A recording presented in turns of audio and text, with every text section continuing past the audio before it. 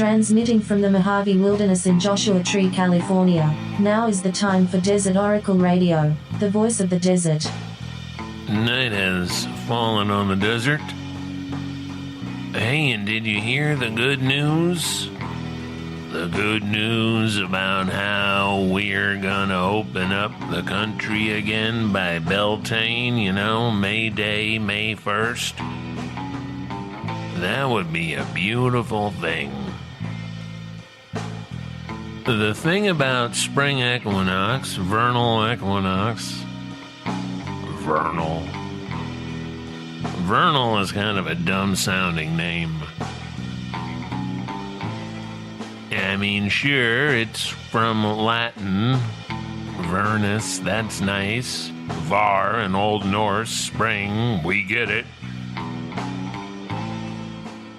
But when you say vernal, especially up here in the high desert where I am, I mean just out here in Hicksville, you say vernal and it sounds like somebody's cousin,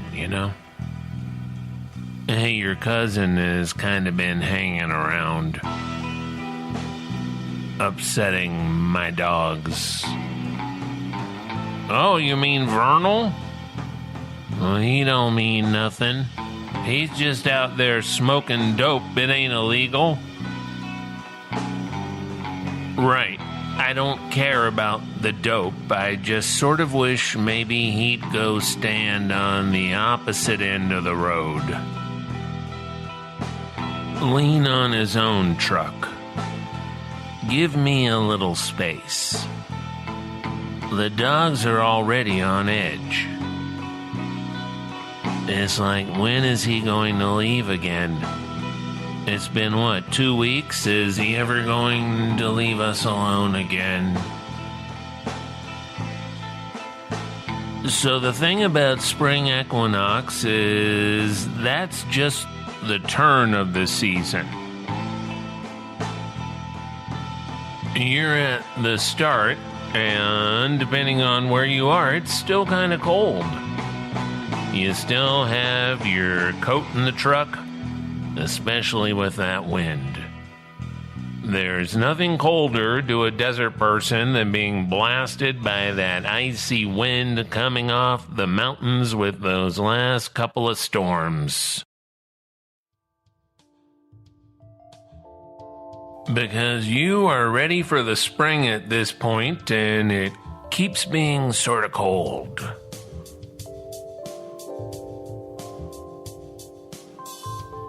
I mean, of all the things to complain about. I know.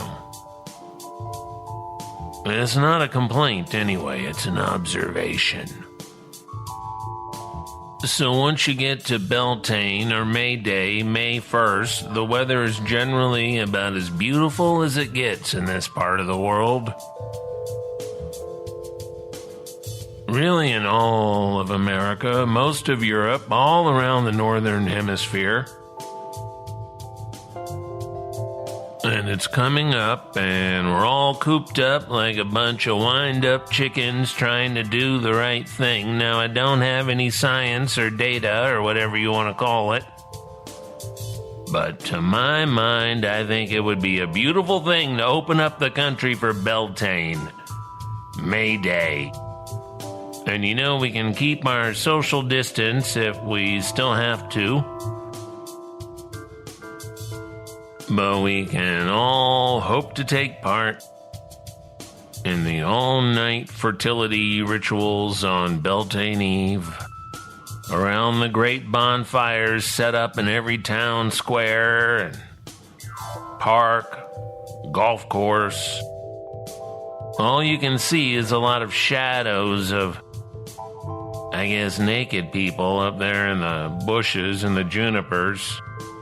Just like bunnies, I mean everywhere. Maybe those are actually bunnies. It is spring after all. And you've got the old-fashioned pinwheel fireworks like in the Hobbit movies. And sure, we have been through a lot, but now it's Beltane. and we raise our individual compostable goblets of holy wine. Everybody's there. Most of us made it through. I was walking with the dog the other day, and I heard a cactus wren just yakking and cackling as they do. It was up there in a Joshua tree, just on the lookout. They make their nest in a cholla, you know? And the cholla needs to be about 3 feet tall before it's high enough for a cactus wren to leave its eggs there. Otherwise, the coyotes will just eat the eggs right out of the nest. It's like a breakfast buffet. But you know what they say in the desert, the cactus wren is a cactus friend.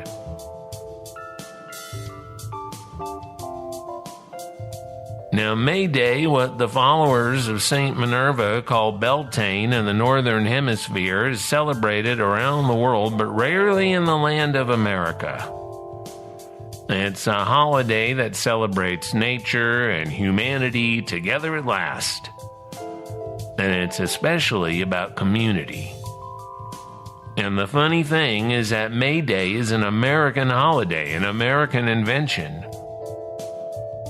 People have been celebrating Beltane as a sacred festival for many thousands of years, but the labor holiday, the workers' holiday, began right here in America in the years following the Civil War. In the years when people were worked to death 16 hours a day in gruesome slaughterhouses and smoke-filled factories.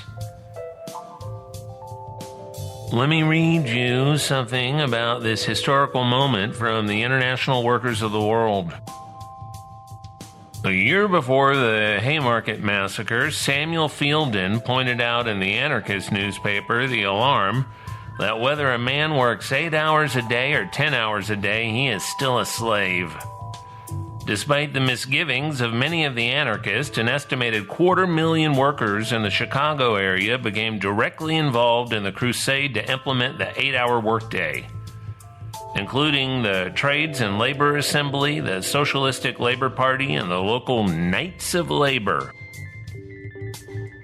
The posters in the workers' newspapers proclaimed, "Make your demand for 8 hours with weapons in your hands to meet the capitalistic bloodhounds, police, and militia in proper manner." Not surprisingly, the entire city was prepared for mass bloodshed reminiscent of the railroad strike a decade earlier, when police and soldiers gunned down hundreds of striking workers. On May 1, 1886, more than 300,000 workers and 13,000 businesses across the U.S. walked off their jobs in the first May Day celebration in history. In Chicago, the epicenter for the 8-hour day agitators, 40,000 went out on strike with the anarchists in the forefront of the public's eye. With their fiery speeches and direct action, anarchists became respected and embraced by the working people and despised by the capitalists. May Day, 1886. St. Stephen with the rose, singing out of the garden he goes. Country garden in the wind and the rain. You know, the Grateful Dead does come up a lot. That's what we had scheduled to talk about. That's right, and we're gonna talk about the Grateful Dead. And even if this doesn't float your boat, it's an interesting story, and we're not gonna like play a bunch of the music or anything. So hang in there. And if you have a desert musical artist that you'd like to hear featured on Desert Oracle Radio, we actually do research and that kind of stuff. Let us know. It's radio@desertoracle.com. And there has never been a band, I think, anywhere, at any point in history, anywhere in the world, that has created the long-term community that a band out of San Francisco that used to be called the Warlocks has created through their long career. And that's the Grateful Dead. And let's have Jason P. Woodbury tell us a real interesting desert story about this American institution. Well, so obviously the Grateful Dead are tremendously associated with San Francisco, and that's where the Dead was birthed, and that's really where most of the group's story, which is wild and sprawls over the course of decades, takes place. But the idea of the American Southwest, the sort of mythic desert, is kind of threaded all throughout the band's history. I mean, obviously you can think about the cowboy songs of Bob Weir, you know, and everybody's tolerance for Bobby's cowboy songs is different. So maybe that's your least favorite part of the Grateful Dead, you know, or maybe it's your most favorite, but it's all throughout there, you know, these sort of cowboy ballads. And then the desert was kind of overshadowing things when they were making their sophomore album, Anthem of the Sun.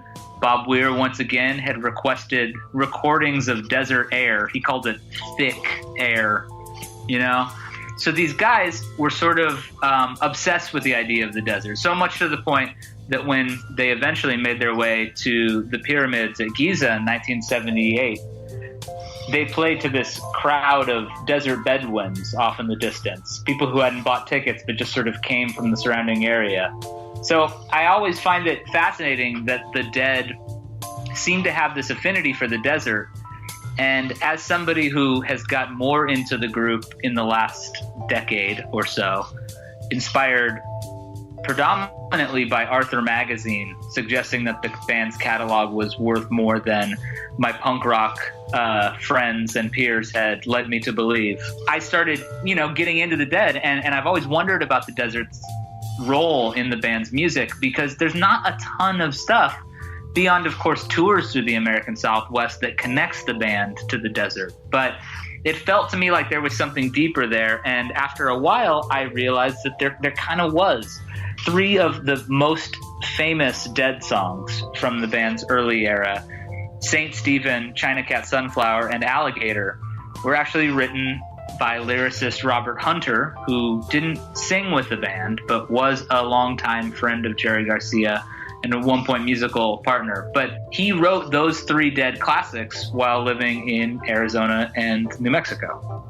Really? So this would have been in the late 1960s, presumably before Bob Hunter moved with Garcia to a house in Marin, I believe in 69. So it would have been before that. They had gone back for a while. You know, he was born in 1941. You know, he went to high school in Connecticut, but he returned in the early 60s back to California, and he hooked up with a young Jerry Garcia and would hang out, and they had like a little folk combo, and they would study old blues records and all that stuff. And it was around that time that he got involved, in course, in government-sponsored LSD tests at Stanford University, which is a strange little hiccup in the story there. But the CIA was very interested in LSD at the time. Right. Now, Kesey also was part of this Stanford government research program, wasn't he? That's right. That's right.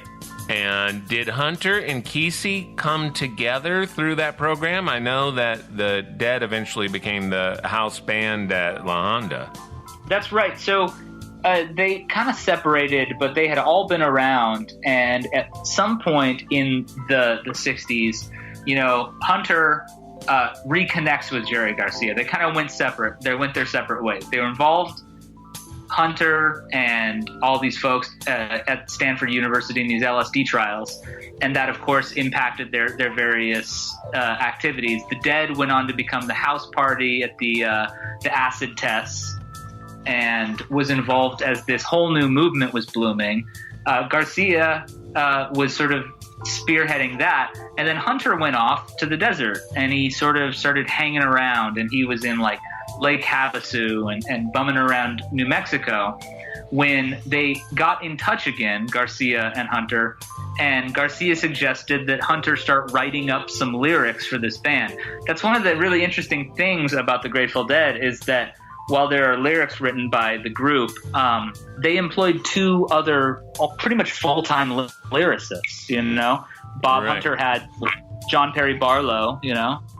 And both of those guys are now gone.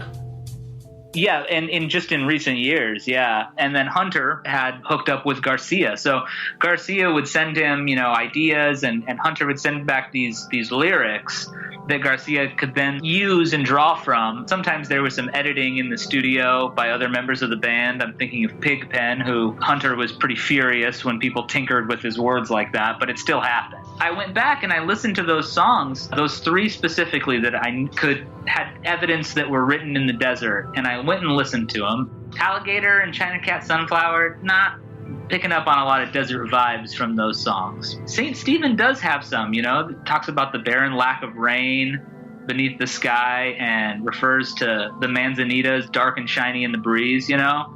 That's some real desert nature writing there, involving things like manzanita, which is not the first desert plant that someone would bring up if they weren't familiar with the flora and fauna. Yeah, you get the sense that he was somebody who was, I mean, the nature writing within the body of the Grateful Dead's music is pretty intense, you know, from everybody who worked with the group. There's beautiful descriptions, drawn in part, of course, from those old folk ballad, you know, sort of roots that the group had. But yeah, just really beautiful lyric writing about natural spaces, the desert and otherwise. I mean, you listen to a song like Dark Star, and it's, you know, it's this kind of cosmic nature writing that in, you know, a lot of ways was pretty profound sort of like poetry about these galactic and astrological, you know, like that stuff, astronomical rather. That stuff wasn't floating around in every circle quite so freely as it is now, you know? Hey, you want to hear a weird story about St. Stephen? I would love to hear a weird story about St. Stephen. So, some decades back, this would have been in the early 1990s, I had returned from living and working and making music in Eastern Europe, primarily Prague. And I got back and I needed some work and I needed a home. And through a girl I was dating, I got hooked up with a San Francisco 49er. Not a gold miner, a football player. But he had done, I guess, one season, and then they, you know, benched him or whatever they say in football. But he had some money, and he needed to invest that money so he'd have income for the rest of his life because his athletic career ended in the first few months. But he got some money from his signing and all that. So he bought a decrepit old apartment building between Nob Hill and the Tenderloin, what we called the Tender Knob. And it was mostly Section 8 studios. People are going to have a hard time believing this, but believe it because you're probably going to see it in the next year or two. San Francisco was cheap and mostly abandoned.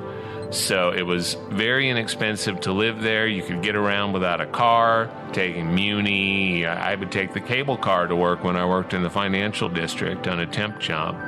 So this guy was a deadhead, the first of the wealthy kind of yuppie deadheads I'd ever met. This was in the early 90s, kind of when that third wave of Grateful Dead popularity, which slowed but did not end with Jerry's death a couple of years after that, was happening. Yeah, that was when the band was probably drawing the most people. I think maybe now it's been said that they're drawing even more, but that band was massive at the time. They were huge. There had been a number of things that brought them back into the popular music consciousness. There was the tribute album. There were 2 tracks on there that I remember I'm still very fond of. One was Jane's Addiction doing Ripple. Okay. Beautiful. Really good. And the other, which I still like, and I hear now and then on Dwight Yoakam's Sirius XM channel, Dwight with his classic 80s band with Pete Anderson on guitar doing Truckin'. And it is a great version of Truckin'. If you haven't heard it, call it up on your music server thing, since the record stores are closed right now, but it's real good. So yeah, this dedicated guy, dedicated, thank you, dedicated. I think there was also a good Los Lobos track on there. Looks like it. Looks like a fantastic. You got Los Lobos and Lyle Lovett and Cowboy Junkies and Bruce Hornsby, who was in the band, right? You know, Bella, all these guys. So they were coming off that hit too. Yeah, they had the hit with Touch of Grey, and that album did very well. They had a music video, all this stuff. Hunter wrote Touch of Grey, I believe. The lyrics. He did, yeah. And they're kind of bitter lyrics. They're not quite the Bob Hunter of 15 years ago, who had more of a kind of Western romantic approach to things. At this time, it's like, every word the kids speak is obscene, and they haven't fed the dog in years, and etc. So this apartment building was named in honor of the song you're talking about, St. Stephen. So for a year plus or so, I managed this apartment building in the Tender Knob with a bunch of Section 8 people who had been treated very poorly by the previous slumlord. And, I was expected to treat them poorly too, and I could not do that. So I was the sweetheart of the rodeo over there. I just refused to evict anyone, and as a result, people would always give me drugs. It was just a sweet time to be alive. So that's a kind of aside we can do here when people are literally writing and saying, please put up some longer things that we can just leave on. So we're going to put up a longer version of this conversation beyond what you hear in the weekly 28-minute show. And tell me, what's the plot, so to speak, of St. Stephen? St. Stephen's just sort of, it's this classic outlaw sort of song, It's this song where St. Stephen, who's cruising around, he doesn't have a great reputation. The lyric talks about how wherever he goes, people all complain.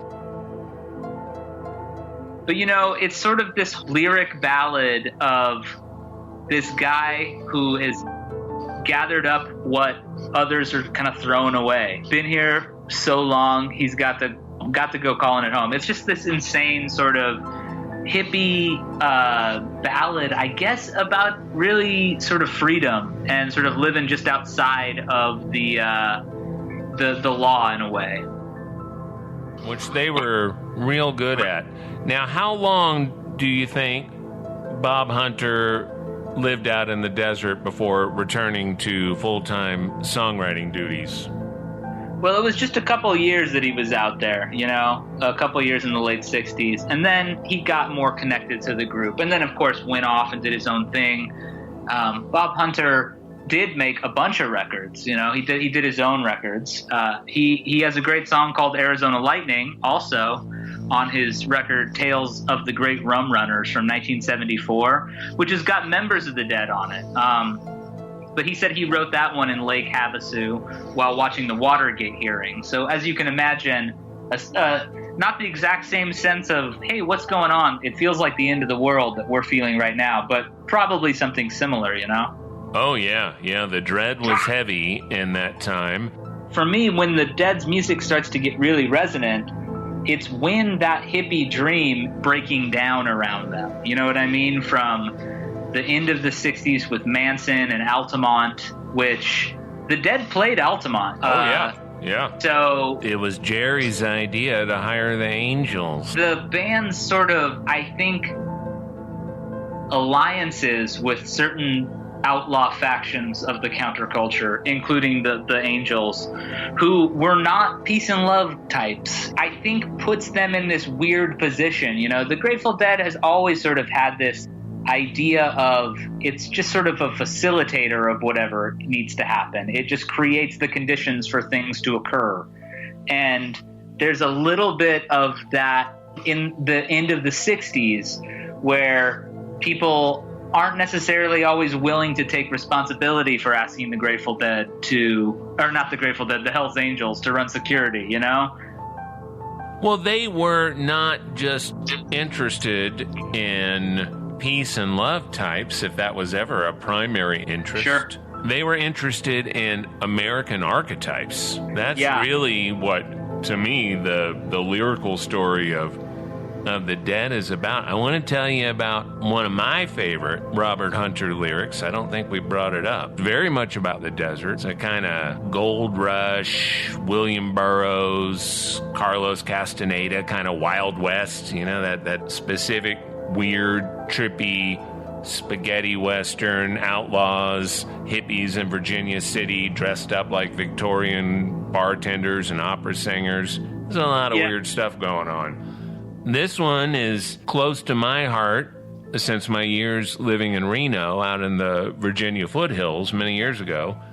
And you know the one I'm talking about, yeah? I lit out from Reno. I was trailed by 20 hounds. Yeah. Friend of the devil. That's right. And he's headed east, across the desert, across the Intermountain West.